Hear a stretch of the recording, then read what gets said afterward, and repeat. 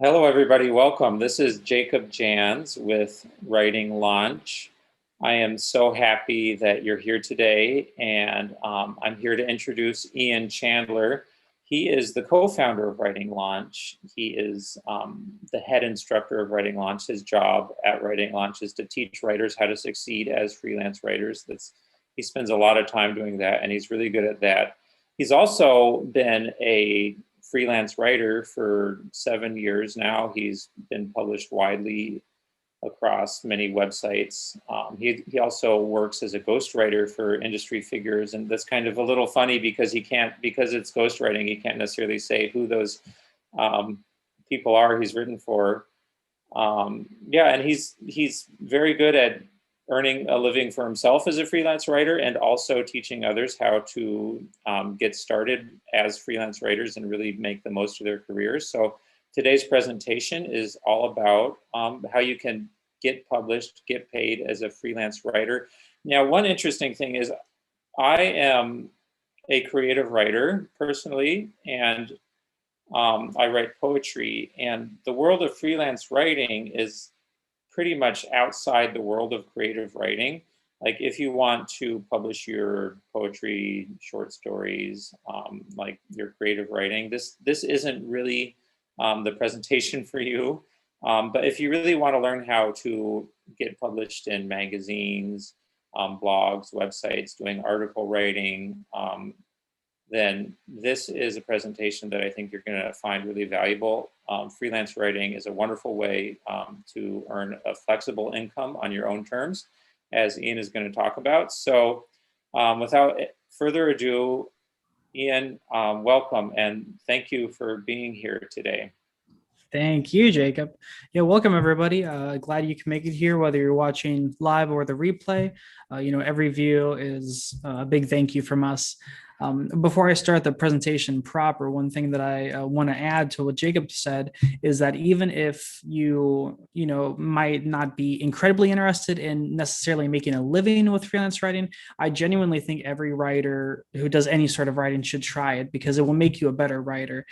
Anybody who's done copywriting, for example, knows that they have to kind of have a set of skills that they can take with them to apply to all of their work. And I find that those skills transfer across all writing. But that said, this presentation is geared at people who want to make a full-time or part-time living from writing. And especially since the pandemic hit and, things are opening up a little bit more now, but we're still very remote, and that's kind of the direction work is heading anyway. So I think this is a really good skill to have. And it's certainly one that I think is appealing to a lot of people. And it is easy if you know kind of the shortcuts and the patterns and what to do. And so that's what I'm going to be talking about a bit here is essentially how to shortcut your freelance writing journey and how to go from 0 to 60 and start making a living writing from home. And that's a big perk for sure, but it's at the same time it's not all it's cracked up to be. So I'm going to be hopefully guiding you through all of the elements that you need to succeed. So with that said, let me get these slides up and start the presentation. So yeah, it says on the tin, it's going to be about launching your freelance writing career from home. And of course you can work from anywhere remotely, but I end up working at home 90% of the time, especially lately. And, that's one of the great flexible things about it. And speaking of flexibility, I want to quickly go over what freelance writing is as a business, because there are a lot of perks to it. And I really want to focus on the benefits so that you can know going into it. To start with, it's just an excellent and flexible way to make a living. And what I found is, and I think other writers find this too, is that when you start out, you think, oh, I can work in my pajamas and all that stuff. And you soon realize that you need, a sort of schedule. But even despite that, it's a lot better than a lot of other jobs that you'll take. And I think for a lot of creatives, that's a breath of fresh air. And there are all kinds of ways to scale up or down the amount of work you need to do. So you can work as much or as little as you need to or want to, which makes it really good if you need to, for example, maybe earn a part-time living. You can just instantly scale it to that amount. You don't have to worry about having to work 40 hours a week if you just want to work 10 or 20, for example. And you can work from anywhere in the world. This is a question we get a lot. Aside from some payment issues where some countries have trouble with certain payment processors, other than that, there's really no obstacle for people who are not based in, say, the US or Canada or the UK or what have you. You can write from all over the world. We've had people from literally all over the globe write in and tell us that they've had success as a freelance writer. So you can definitely do it from literally anywhere. And I want to go over the types of freelance writing really quickly because I think this is important to give you a kind of an overview of what the options are. You have stuff like article writing, which is just as it sounds, and that can happen in many different contexts. You can write articles for businesses, for publications, for magazines. Then you have copywriting, content writing, which is another. These are all sort of broad categories, but just to give you an idea, technical writing, social media writing, the list goes on, but those are some of the main categories. So if any of those appeal to you, then you're definitely in the right place. And again, even if maybe none of these strike you incredibly, it's still something I would strongly recommend trying out. But like I said, these are just a few of your options. So it would do you well to explore the world of freelance writing and see what else out there. And within these, there are so many subcategories. For copywriting, there are all kinds of copywriting, direct response. For social media, there's a lot of overlap. So exploring is really going to help you unlock the potential there. And since freelance writing is a business, you have to think about it as a business. And that means if you want to run a good business, it means knowing what your clients want. And that's one thing I'm going to be stressing throughout the webinar. And this is something I tend to stress throughout our content is value, because you are sort of a service provider, right? You're providing the service of writing to hopefully help someone achieve their goal. And the way you get from that point A to point B, from going, starting out to making a living, is to provide value and really focus on that. And that's pretty much the number one mistake I see a lot of beginner freelancers make, is that they don't focus enough on value. They're kind of worried about not having enough expertise or selling themselves, when in reality, they need to put the focus on what they're going to be able to achieve for the person. And that's a big, big thing. I'm going to be coming back to that throughout the webinar, and I really implore you to just keep that in the back of your mind as we go forward. What do you need to start a freelance career? You don't need a whole lot. And that's one of the great things about it, is that you can get started today. And in fact, if you've been waiting to try it out, I think you should start today.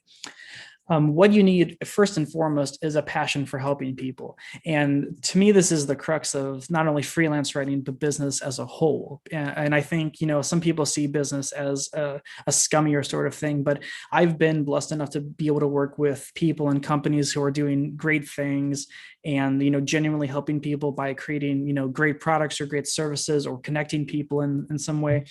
So again, that passion for helping people is going to be what is facilitating that value, right?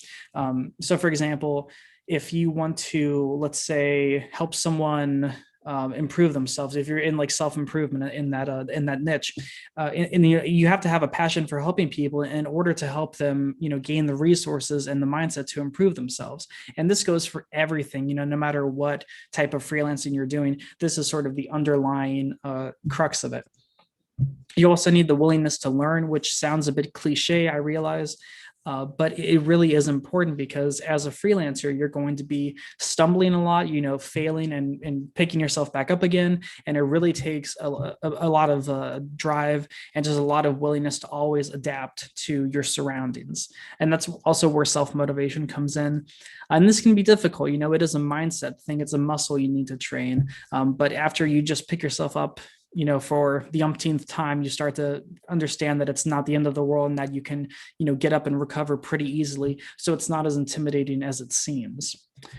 You also need to focus on both short-term and long-term plans. And the reason I put both of these in is because, the reason I put both of those in is because so many writers focus on the short term, especially when they're starting out. And I get that. because when you're starting out, you're usually concerned about making enough money, right? Making a living. But the truth is, if you don't have long-term plans from the outset, then you're going to be lost and you're not going to have a path ahead of you. And that's one of the things that can really stunt your growth. And that's why a lot of people give up freelance writing, before they really should. So it's good to think about both short-term and long-term plans. So, over the next few months and the next several years, for example. Now I want to talk about finding your first jobs. And I think this is one thing that most people have trouble with starting out. They just don't know where to look for jobs. And if they know where to look, they can't get them. And it seems to be, that's one of those two problems are the biggest things that I see in beginner freelance writers. So I'm going to tackle both of those. So how do you find your first few jobs? It's pretty surprisingly simple. It's all about looking in the right places. And again, I know that sounds a little bit cliche, but the thing that I see with a lot of freelancers who are starting out is that they're just looking in such bad places. And I think that's due to many factors. But people don't necessarily filter out where they look at the beginning, because people who are starting out are so anxious to just get any job that they feel they have to take whatever they can get. And that's not really true at all. This is something I have been talking about recently. As a freelancer, you are the empowered one because you get to choose who you work with.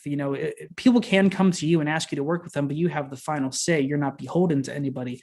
And when you realize that and, see it in that perspective, it really opens up just how much you can do as a freelancer. The first thing is that you want to avoid websites that post low-paying jobs. And this is critical because I know there are a lot of freelancers, probably some among you right now, who are working on content mills or freelancing platforms or these sites, that outsource writing work, or they, allow you to host your services. And, if you don't if you don't have the cheapest rate, you're probably not going to get the job, that sort of thing. I see so many writers doing that, and I get the temptation of it. And a lot of people do sadly rely on that for their living, but they have so many more options and they just don't explore. But that's one of the basic rules in my view. Instead, what you want to do is look for opportunities that have a low barrier to entry. And what I mean by that is if you're starting now, you probably don't have a lot of experience. If you do, you should definitely use that and leverage it. But if you don't, that's fine, because there are many jobs out there that don't really require any experience. And it sounds a little too good to be true. And I guess the caveat is that you have to, look for them. You have to spend time and effort looking and pitching and getting that grind. But they're definitely out there. And that's how I started my career. That's how countless others have. So it's absolutely possible. Like I said, finding these can take a while. The important thing is not giving up. Something else I see is just people giving up far too quickly, and that's not to say you should stick with something that doesn't work, but you should give it some time. And this is another big thing that I see.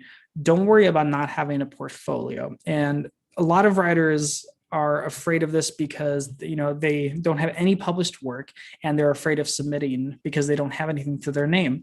And as I mentioned, just a minute ago, when you look for those opportunities that have a low barrier to entry, experience does not become a problem, because the people who are looking for the content aren't looking for experience. They're looking for good content.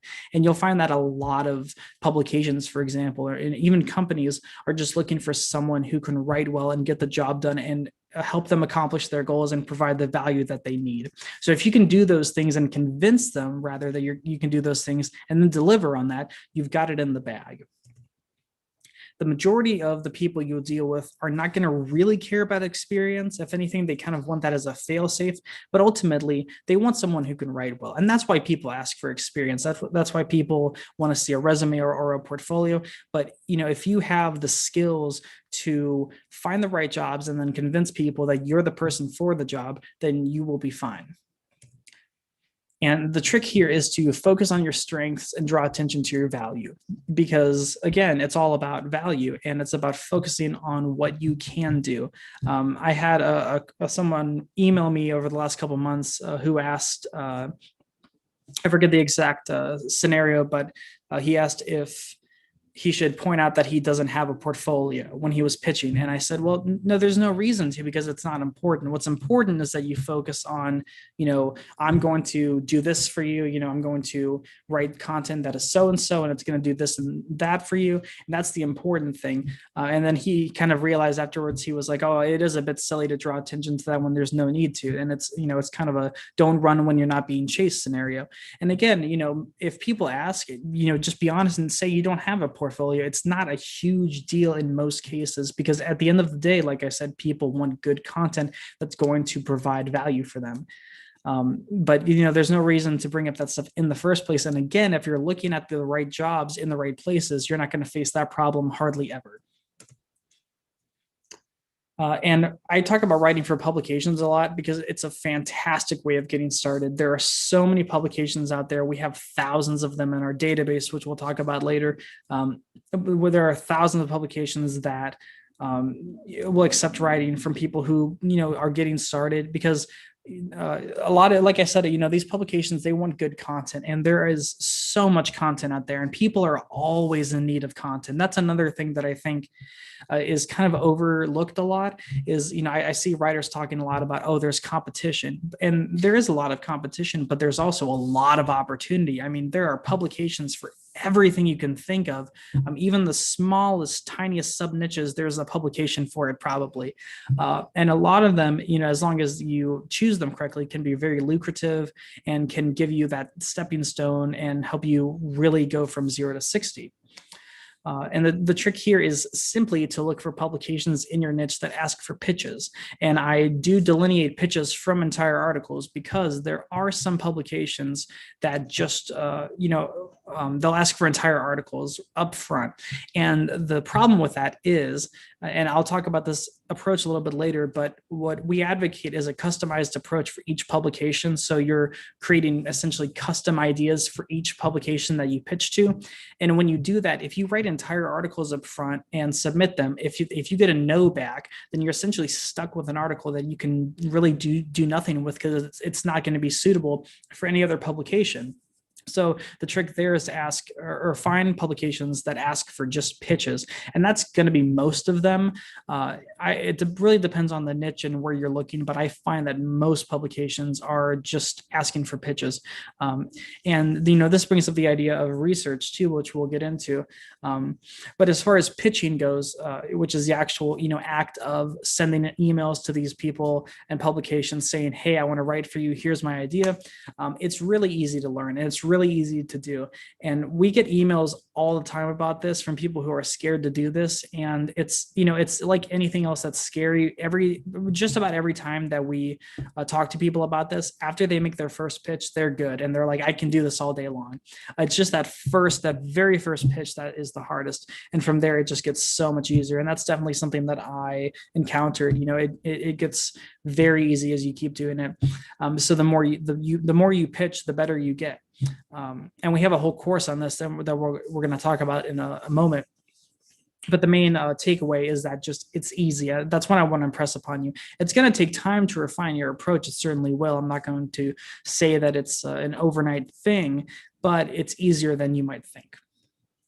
And freelancing in this way, where you're writing for publications, can really, really help you get off the ground. This was my stepping stone into, a steady career. And for some people, it is their steady career, especially part-timers. This is a great way for part-timers to make a living. It's a great way for full-time writers to incorporate, one aspect of writing into their broader career. But yeah, this is really how I got started. I started up by just pitching different blogs and publications and magazines and all this. And eventually, after getting enough yeses and refining my pitch and making connections with people, I was able to take it to the next level. And that's what I'm going to be talking about later on in the webinar. And that brings me to one of the first membership perks that I want to talk about, because we are opening our doors for membership, and we'll talk about that at the end of the webinar. We have a special offer for you. But the first perk that I want to outline is the paid publishers database. And this is a database of thousands. I think we have close to 2,000, if not more, currently, different publishers where we have all of the information about, how much they pay. You can see a little screenshot here, what niche they're in, what the publication is, what they're about, their ethos, their mission statement, whatever. They're out, they're kind of a not shtick, but their slant, if you will, and how much they pay. And then we link you right to their writer's guidelines so that you can read more and pitch them if you want to. And I always say this is the resource that I wish I'd had getting started, because when you're looking for publications, basically you're just kind of resigned to using Google, for instance, or a search engine like that. But with this, it's kind of all, been curated for you, and you get all the information in front of you so that instead of having to go out and look for it, you can just browse through it, which is really, really nice. So this is just one of the perks that we have if you join up with the membership. And on that same note, the second perk is our Bulletproof Pitching System course. This is an entire course that we have on pitching, and we have a lot of courses that revolve around writing for publications. But when it comes to pitching itself, this is like our definitive resource. It's a 4-week course, I believe, that goes over pitching from start to finish. You get detailed exercises, and it's a very action-heavy course. So you're going to be pitching real publications throughout this course, and it's a great way to kind of get over any initial nerves you might have and just get some practice in and break into the real world of writing. It's a fantastic course. I'm glad we put it together. And, it comes, as with all of our other courses, it comes as part of the package membership deal. So when you join up, you'll get access to not only this course, but all of our courses and other content. But this is one that I wanted to highlight because it's really relevant to pitching. And I think it's just a great course to take.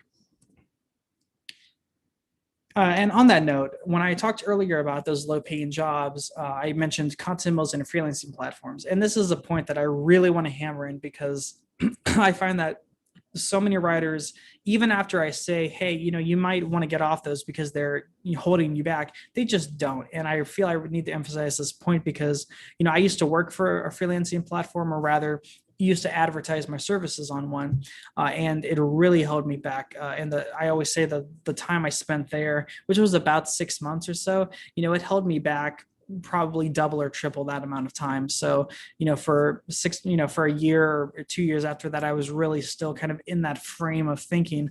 And I really just have a disdain for these platforms because I've heard them described as a race to the bottom, and that's so true. On these platforms, it's all about who's going to charge the lowest and who can take on the highest amount of work. So they want, very much quantity over quality, but they don't want to pay for it. The people who use these sites, generally speaking. And I know people who do make a living on this, but it's so difficult, and it really has to be kind of a full-time thing, even if you want to do part-time. And with writing, the thing that got me once I really got into writing was how many opportunities there are. I mean, I've gotten some ridiculous opportunities. Like Jacob said in the introduction, I've been ghostwritten for huge names in the marketing world. And I wouldn't have had that opportunity if I had just stayed on these platforms. So, if you're on a platform like Upwork or Fiverr or Textbook or Writer's Work, there are all kinds of these platforms. You need to really cut these out because they take up your time. They don't give you enough money. It's a huge loss when it comes to value for money ratio. If there's one thing I really want to stress, at least at this part of the webinar, it's that you should avoid these. And if you're on them right now, I really encourage you to step away and look for other options, because, sites like these just limit your view of what freelance writing can be. And when you get off these and just open up and start exploring other options, you see just how many crazy opportunities there are. And you might unlock different paths and connect with people that you wouldn't have been able to if you had just stayed on these. So as tempting as it is to get guaranteed work from these platforms, again, I strongly advise considering hopping off these if you are using them, and to avoid them if you're not using them. So now that I've talked about that, and we've sort of gone over a brief primer on getting started, something that I wanted to talk about was getting to the next level, because this is also a problem. Typically, people have a pretty easy time in the first few months. Mostly it's just a lot of pitching and job applications and trying to get those, and that can be its own grind. But after they kind of master that, it then becomes, well, how do I take this to the next level, especially for people who want to make a full-time living? So that's what I want to address now, is basically turning freelancing into a bona fide career. I alluded to this in the beginning, but you really have to define your goals. And again, this is one thing that I see so many writers not doing is they don't have goals. Um, as part of the Writing Launch membership, we offer unlimited email support for all of our members. So we have, one-on-one coaching via email for everybody who joins up. And I get a lot of questions about different topics. And I always ask, well, what are your goals? And most of the time, it's not a great majority, but maybe 60% of the time or so, I get people who say, well, I don't really know what my goals are, or they state very vague goals, things like, I want to become a professional writer. And it's like, well, what does that mean? You have to really define it. And the more specific you get, the easier it will be to achieve those goals. And by specific, I mean creating goals that you can easily track and measure. And then this is in terms of metrics, right? So let's go back to the example of being a professional writer. What does that mean for you? Let's say that means working full-time, 40 hours a week, making, let's say $80 an hour as a full-time writer. That's a lot easier to track than just becoming a professional, because you have those numbers and figures to use as benchmarks and reference points. And, you can always see if you've achieved that. If you want to make, for example, $80 an hour, if you only make 60, you can tell you haven't achieved that goal yet. So it's a very good way of kind of nailing down exactly what you want. And it's very important to be specific in detail, because especially when you're starting out, I find when you're setting long-term goals, it's easy to be vague because at that point you almost don't really know what you want. But the trick is to just be as specific as you can be, and always go back and modify your goals. You can always modify your goals, but being specific is critical. And you want to ask yourself questions like, how much money do you need to make? How much time can you dedicate to writing? It can be other questions such as, how many articles per month would you like to have published? How big do you want your portfolio to be? What kind of companies do you want to be working with? What kind of people do you want to be networking with? Questions like that. And like I said, excuse me, you want to think about the long term. And this is really important because if you just focus on the short term, you get really caught up in essentially the freelancing version of living paycheck to paycheck, where you're only focused on getting the next job or the next set of jobs. And after that, there's nothing. And that can be really damaging because that short-sightedness can really dramatically harm what would otherwise be a really budding and successful writing career. And the reason is simply because you're not thinking about where you want to go. You have no long-term goal to aim for. Short-term goals are great. I think they're absolutely necessary, but you need both. You need short-term and you need long-term. And again, this is a problem that I see so much in writers. They're great at setting short-term goals, but when it comes to long-term, it's always kind of vague and, indistinct and harder to accomplish. So like I said, being specific is really going to help you in that arena. And if you're struggling to set goals for yourself, here are some questions that you might want to ask yourself. And this goes back to what we were talking about in the beginning, this sort of through line for the whole webinar. How can I consistently deliver value and results? And what does that mean for me and my clients? And the reason that this is such an important question is because for each person that you work with, for each company you work with, you need to define what value means specifically for them. It's going to be different for everyone that you work with, every type of job you take on, even different jobs for the same client or editor, different articles, for example, the value can change. So you really need to ask yourself this almost on a case-by-case basis and find out what value means in the context of each job that you're taking on, each piece of writing that you're creating. This is a great one that we go over in one of our new courses. And this question is simple. How can I become someone's number one problem solver? And this is especially important when we talk about freelancing as a career, because when you freelance as a career, you want to be on people's minds, right? And the idea here is that if someone thinks freelance writing, they should automatically think of your name. And the reason that's important is because then you have a contact who can refer you to other people who will be there for you, who can kind of vouch for you and potentially get you more jobs. And this also comes with just getting a good working relationship with people. like there's this one client that I've been working with for the past 5 years or so, and he always comes to me with different jobs, and I can tell that he is sort of prioritizing me. And I've had other clients do that as well. They come back to me, clients that I've had even 2-3 years back, they remember me and they come back when they need more content done. And this can happen so easily just by communicating well, developing a good relationship with the client, things like that. But it's a good question to ask, and just keep in mind, how can you be someone's number one problem solver, to where when they think of writing, they think of you. This is a bit of a mouthful, but this is also a really important question. How can I find sustainable long-term writing jobs that will provide a steady income? What types of jobs like that exist in my niche, and how can I get them? And I'll break this down to the two sections. First of all, and I think this is the question that maybe some of you were hoping to get answered, is how to find sustainable and long-term writing jobs that provide a steady income. And the truth to this is that it is one of those things that you have to look for yourself. And we can teach a lot about freelance writing. There's a lot of stuff that we just can't teach. There's a lot of stuff that you have to do and take action on yourself, because freelance writing is nothing without action. You certainly have to have the right mindset for it, and that's a big part of the equation. But if you don't take action, then everything is kaput. So when it comes to this, it needs to be a question that you answer yourself through experience and research and practice. And it's going to change for different writers and different niches, different types of writing. So it is a question that you might need to ask yourself as you go on. It's not really a one and done type of question. And then for the second part, what types of jobs like that exist in my niche, and how can I get them? This comes down to research. Recently, we've had a lot of questions from people asking, what kind of jobs are there in the yoga industry or the self-improvement industry? And, we don't know, just because we're not experts on that. And this is a great example of, a question that you have to do the research on yourself. And again, we can teach you how to find publications. We can provide you with the database of publications if you sign up. But at the end of the day, it's going to be you who has to go through the effort and the process to really find publications that are good for you, or clients that are good for you. And research like that is so important. Researching is one of the best skills that a freelance writer can have. And in fact, one of the best skills any type of writer can have. And I just see so many people kind of wanting to shortcut that process. And trust me, while I get it, I've had long days of research, especially at the start.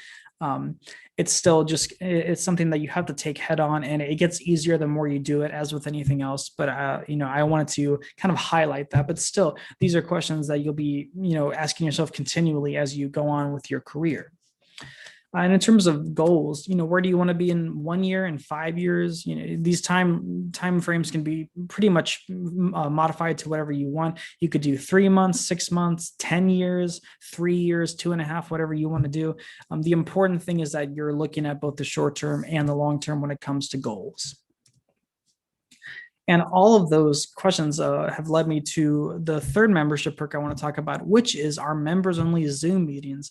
We have these about every 2 weeks or so, and they cover various topics. What we usually do is either myself or myself and Jacob will be in these meetings, and we'll either give a short presentation or have a discussion about something with a bunch of our members. And it's great. We have a lot of familiar faces in the crowd, and people have gotten to know each other and really build a community around these meetings, which has been fantastic to witness. And we are able to answer questions and kind of give a little bit of direct one-on-one face-to-face coaching, and just talk about different topics and freelancing. And I think it's helped a lot of people. And so, yeah, if you sign up, you can attend these. And like I said, they cover all kinds of different topics. We have some for networking. We've talked about pitching. We've talked about copywriting. It's all over the place.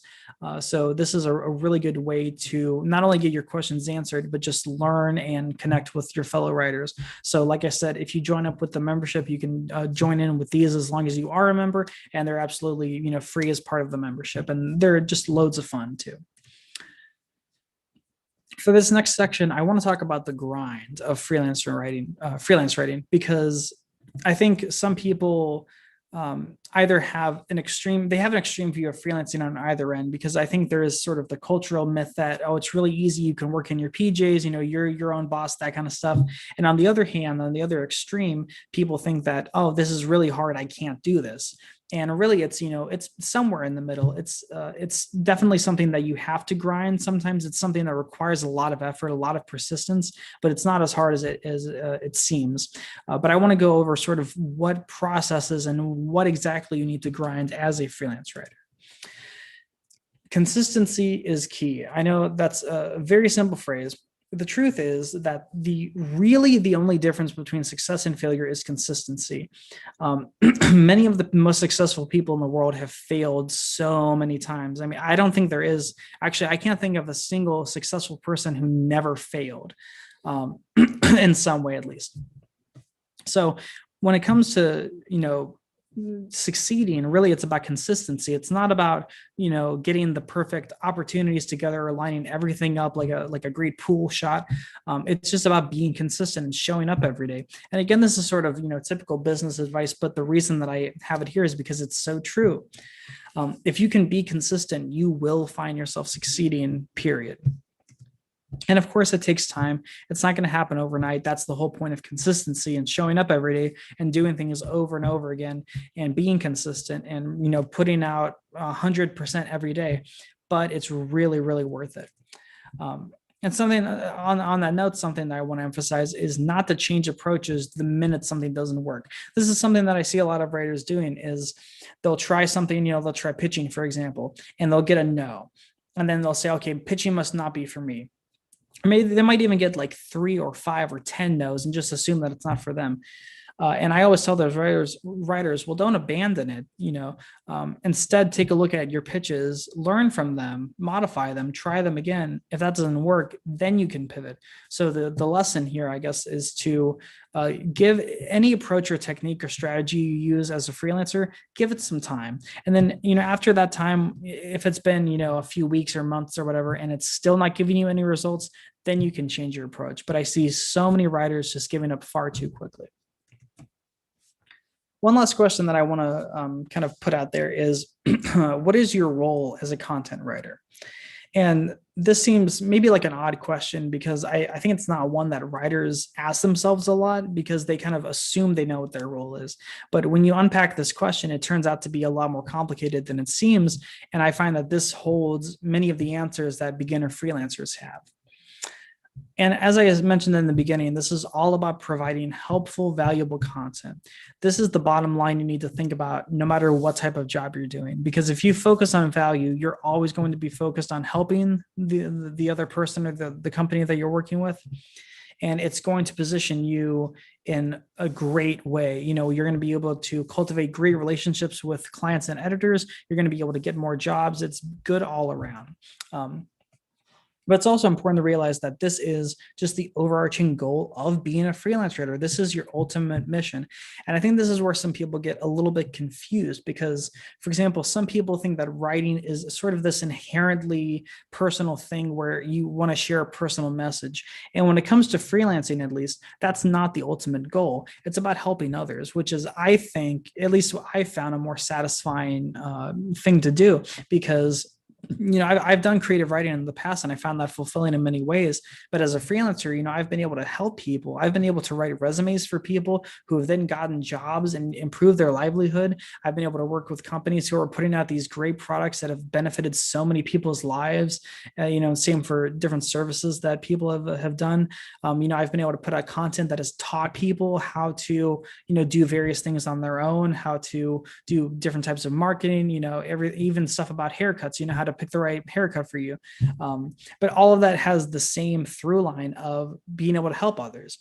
And this goes back to value, right? Because you're not only focused on helping your client or your editor, you're focused on helping the ultimate audience. If you're writing for a publication that's maybe a gardening publication, your goal is not just to please the editor of that publication, but to help their audience somehow. Your content has to be valuable in some way. And that's why I emphasize that so much, is because that's really what it's all about. And that's a question that you want to ask yourself too, is how can you provide value to the clients and editors that you work with? And this, again, is going to change for each client, each editor, each situation. So it is sort of a case-by-case basis, but it's nonetheless a really, really vital question to ask yourself. And the answer that I would give to this is to create content that will help them achieve their goals. That's to me the baseline of providing value. And of course, this you have to keep the audience in mind too, and you have to create content that will help them achieve their goals. But I think that statement is almost the ethos of the freelancer. Is, what do you do as a freelance writer? If someone asks you, what do you do as a freelancer? You say, well, I create content that helps people achieve their goals. And I think that's a really nice and succinct way of putting in, what you do and being able to encapsulate that into a short phrase, because that really helps you understand just the point of freelancing.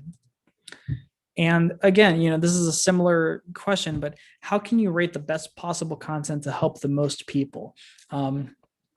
And this is also something I talked about earlier, was this customized approach, right? So if you're pitching a publication, for example, you don't want to pitch an article that could go into 5 magazines or whatever.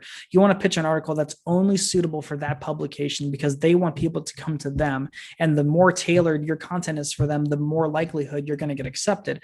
But with that comes, the same question of how do you write the best possible content to help the most people? So how can you write the best possible content for the editor that you're pitching to, the audience that you're writing for, the person at the company that you're dealing with? You have multiple people that you're trying to create value for, and it's a lot to balance at first, but it just takes some thought, and you really need to understand, again, your role as a content writer to provide that value, and then seek out ways of doing that. And again, that's a little bit out of the scope of this webinar. We talk about that a lot in our courses. But yeah, that's just one question I really, really wanted to emphasize, because again, it all comes down to value. And again, I don't think there's a conclusive answer to this, but the answer that I give is to curate and present valuable information that will improve your readers' lives. And this is so important. A lot of writing that we do is curation. We're finding different types of information and collating it into one big resource. For example, if you're at any sort of article that's maybe a top 10, you're taking 10 different things, compiling them, putting them in one list for people. And that's just an easy example, but that's the underlying kind of formula for every article that you want to write, or every piece of content, is how can you find the best information and then present that in a way that's going to help people. And again, that's sort of just a broad way of thinking about freelancing that I find really, really helpful. And so I hope that all kind of clears up not only what freelance writing is, but what your role as a freelancer is. And again, if you keep these things in mind as you're starting out, if you really just remember to always fall back on value, you're going to have a much easier time, because then that's going to center all of your interactions with people. Whenever you're talking with somebody, whenever you're trying to get a job, whenever you're pitching, you're always going to have that through line of, I want to add value. I want to create value for people. And if you can do that, you're going to be so well off, and you're going to have a much easier time than if you were to not think that. So I think that's one of the most important things for a freelancer to think. And so now since the webinar is done, I want to open it up to some questions. I might end up talking about the membership first, depending on what Jacob says, but I definitely do want to open it up for questions. So if you have questions, let us know in the chat, and we have maybe about 15 minutes left, so we'll get to as many as we can. Yeah, Ian, that's great. People have been asking a lot of questions, so let's go ahead and go through some of the questions that have been asked. Let me pull that up real quick. Awesome. So, when you're talking about like there were a lot of people that asked about like income and rates, but let's start that conversation. Like when you're talking about making a living as a freelance writer, like what kind of a living do you mean? It's going to depend on each person, and that's why I hesitate to give any concrete advice on it. One thing I will say is, for those of you who do join up, we have a resource that I want to briefly mention before I talk about it a little bit more, because I think this is one of our most underrated resources. Not a lot of people tend to know about it, but we have a whole masterclass on setting rates, and it goes through, the actual mathematics that you need to find out how much you need to make, and then, base your rate off of that. And I find that such a fantastic resource, because it's essentially a freelance rate calculator mixed in with some advice on business and rates and stuff like that. But it really depends because some people want to make a full-time living off writing. Other people just aren't in it for the money really, and they don't really have strict financial goals in mind. So it really varies. But any type of living really is possible with writing. There are people who make six figures with writing. It takes a lot to get there, obviously, but it happens. There are other people who just make essentially pocket money, and that's good enough for them. So there's all that whole range between pocket change and six figures that you can get to. And especially if you've been at it for years, you kind of find out and where you need to go and how much you need to make. But it really comes down to just how much you need to make for your situation, and that's what we talk about in the master classes, calculating how much you want to make for whether it's part-time or full-time, what expenses you have, things like that. And so that's where that kind of conversation needs to start. And again, that's a question that you end up having to ask yourself, because obviously you're the person who knows best about your own finances. But yeah, that masterclass definitely helps. So if you do join up, I definitely encourage taking a look at that. But one thing I'll say to finish it off is to not necessarily base your rate off of the going rates. And the reason I say that is because seeing what other writers charge is good as a benchmark, but most writers undercharge terribly. And I mean, especially compared to, for example, what I charge, what I see other writers charge is almost nothing. They're almost not making a profit from it.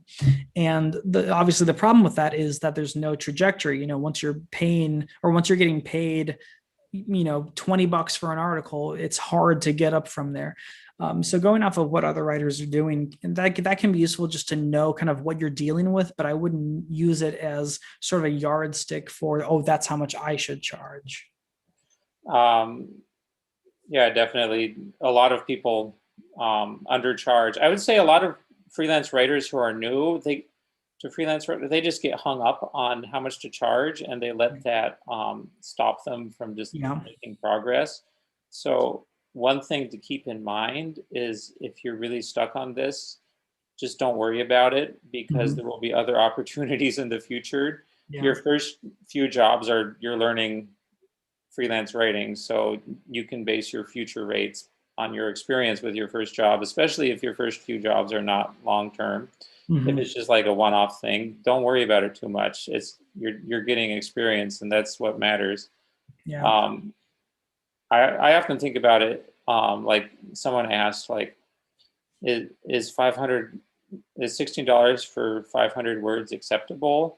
And there's a simple way to find out if that's acceptable to you, and you just think about how much money you need to make and how long it will take you to write those 500 words. Say you need to make $40 an hour.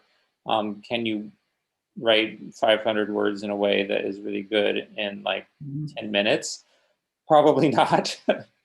Maybe you can. So just like think about like the value of your time and how long it takes to produce the work, and then extrapolate from there what that means in terms of your income. Yeah. That's like a really simple way of thinking about it. Yeah. When we had this freelancer he's a coder named Ryan Wagner, we had him on for the Nobius course. There's an interview in the course with him, and one thing that he talked about was that as a freelancer, you're selling your time, which you're not going to get more of. Like, you have a set amount of time, and you are leasing that out to other people to help them achieve their goals. So that comes, I think, with an inherent value of its own, and you have to again figure out what that is. But you have to, thinking about it in that way, I think, helps you gain perspective over what exactly it is you're worrying about and trying to figure out.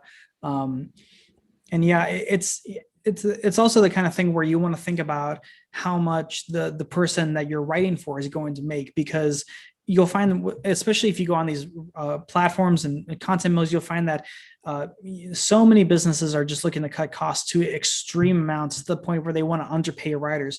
So they might pay you $10 and then make 1,000 from that, or something like that. And it's this and just crazy unbalanced amount. And when you're working for different sized businesses, you want to kind of modulate your rates so that you're charging more for bigger businesses and less for smaller businesses. Usually that's a good rule to go by.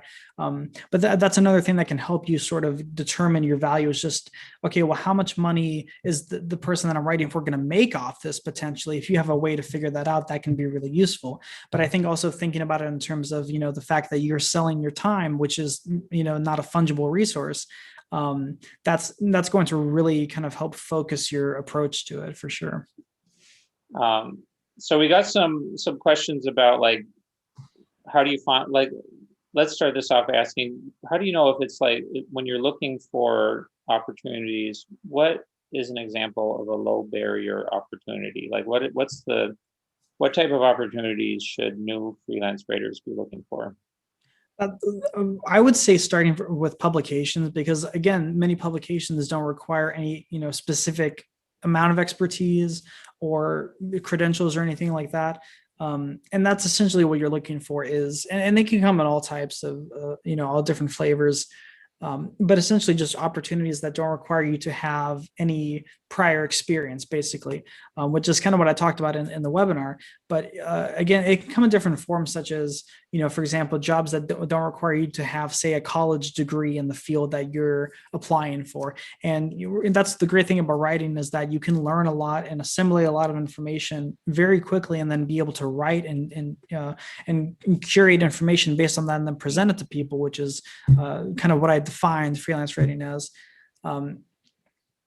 But it's really just the whole expertise thing, because when you're starting out, you obviously don't have any.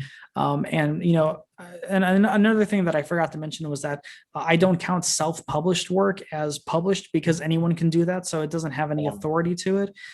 So if you don't have any work that's not self-published, you don't have any real expertise. But looking for these publications that just want good content, that's a low barrier to entry, because they don't require you to have 3 to 5 years of experience or a degree, or prior work for a similar company or what have you. And that's also why I recommend writing for publications to start with, is because it's much easier than writing for a company.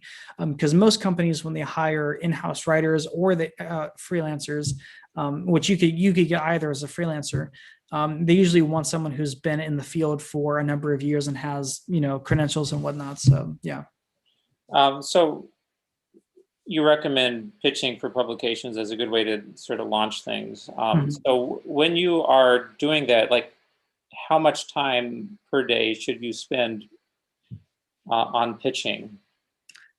I think of it less in terms of how much time and more about how much action, and I think that's a better way to think of it, because you could set up a system where you say, okay, I want to send out maybe 10 pitches this week, or 5 pitches this week, or whatever, maybe 1 pitch per day, if you want to break it down that way.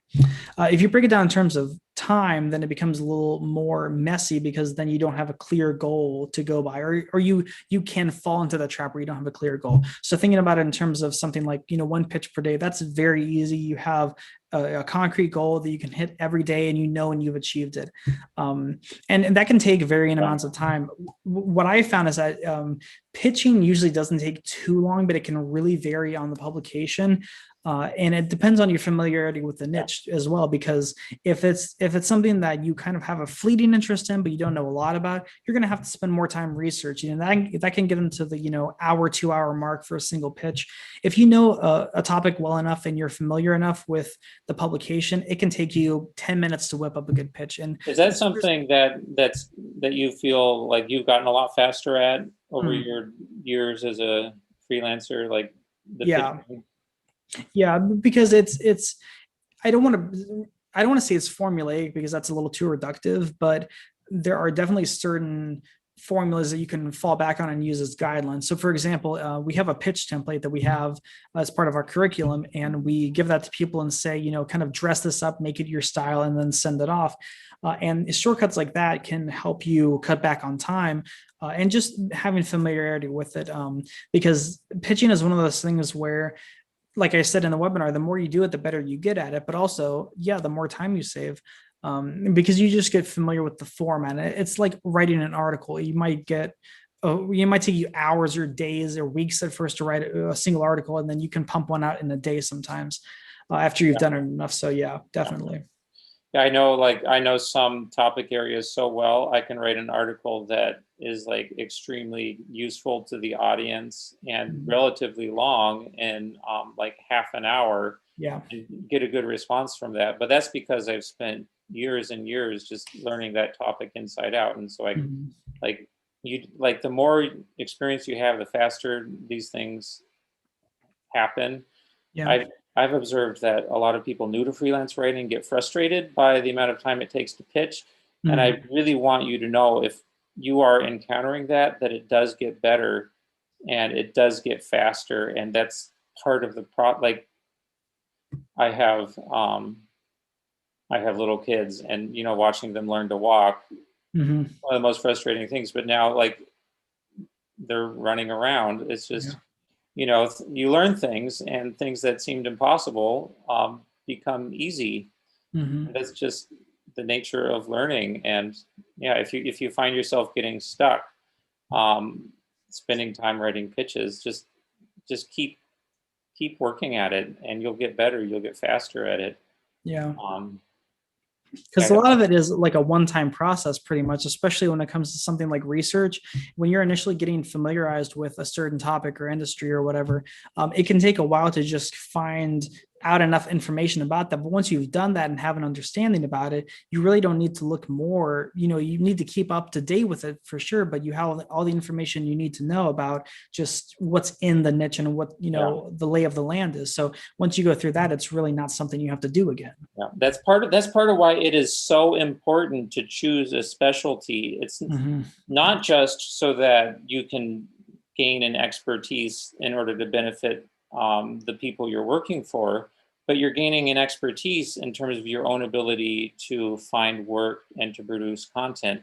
Um, when you know a niche really well, you know who all of the publications are, who all the editors are in that niche. The businesses that might have work for you.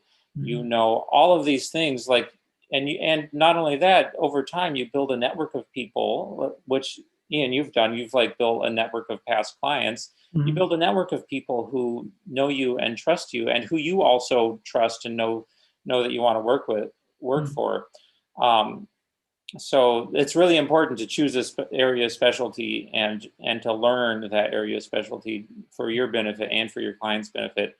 Um, I know some people really struggle at the very beginning finding places to get published.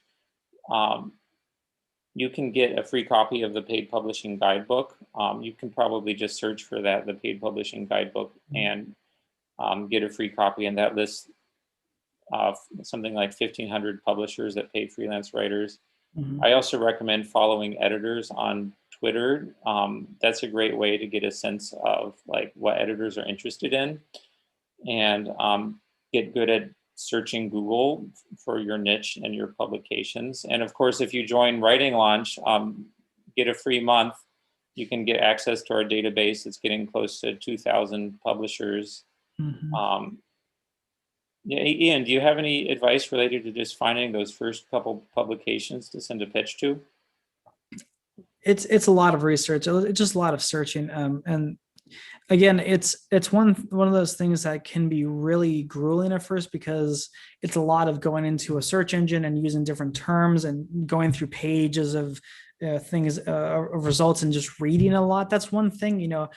There's the old adage that if you want to be a good writer, you have to read a lot. And I think a lot of freelancers, especially when they're starting out, kind of skip that. But I would read all these kinds of articles, and I would not only read them but also analyze them. Figure out what how is this laid out, what kind of tone is it using, things like that. And we have a whole course on how to write an article from scratch, but that was based on me just analyzing articles that I read. And that was one of the best ways that I learned about just how to do freelance writing, is just by looking at other people's work and looking at a lot of it, and then seeing the popular stuff, and then comparing it to the not so popular stuff. Because if you read a bad article, for example, you can easily tell that it's a bad article. Whereas if you know an article is good, it takes a little bit more analysis to pick out why it's good, but it's so worth it. So yeah, I think that's my number one tip, is just reading a lot and analyzing what you read. That's great. Ian, we're just about out of time, so why don't we talk about what people can get if they join Writing Launch for free Yeah, with the free month absolutely. of membership. Yeah, I want to quickly go over what's included in the membership, and this is just a little taste. There's much more than this, really, but you're going to get immediate access to all of our courses, including our acclaimed flagship course, which is the No BS course on freelance writing, which is a 6-week intensive course on just basically getting started as a freelance writer, and it tells you everything you need to know about getting started. And this has been one of our most kind of praised courses. People who take this just tend to really get a lot of value from it. And the cost that we for all of those courses would normally be around $977. On top of that, you'll get personal feedback and coaching. Like I said, we have those members only Zoom meetings, and we also have unlimited email support. So both myself and Jacob respond to emails personally and help out members. And we would value that at around 100 per session, which is a little bit conservative because many people charge much more for that. Then we have the paid publishers database that we talked about, which is about a $50 value. But again, that's also pretty conservative because we're approaching, as Jacob said, 2,000 publications in there. And it's a fantastic way to shortcut that research of having to look through Google or whatever and find all these publications. You get the live Zoom sessions, like I said, which is about 100 each. An exclusive video library, which not a lot of people really take advantage of, but it's one of our best resources. I think we have a lot of assorted videos in there. There's the masterclass on setting rates. We have a whole video on how to create a portfolio if you don't have one. And that's around a $500 value. So the total cost of all of this is like, up in the 1730-ish range, and what we charge for it is just $47 per month.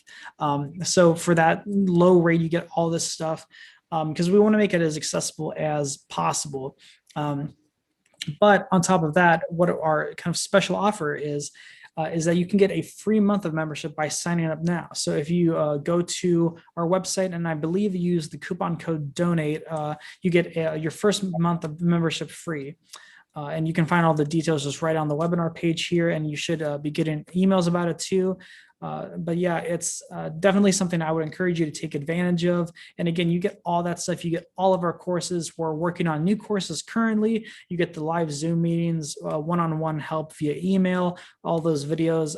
We've tried our best to really create a wide swath of content for all types of writers, wherever you are, whatever your goals are. And so far, we've gotten, thankfully, a lot of positive feedback. So if you're interested, definitely don't hesitate and go ahead and get that first month free. Thank you, everyone, for coming today, and I hope you found this valuable. If you have any questions, please email us, support@writinglaunch.com. We'd love to work with you. Our email is support@writinglaunch.com. Thank you again for your time. We're very happy that we could work with you today.